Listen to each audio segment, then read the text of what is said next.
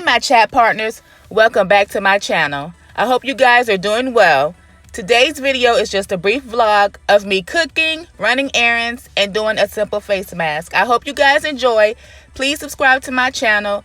Hit that notification bell so you can get alerts each and every time I upload. Please leave comments and hit that like button. I'm so glad you guys took the time out of your day to watch my video. As always, stay blessed, be safe, and you guys are great. Take care.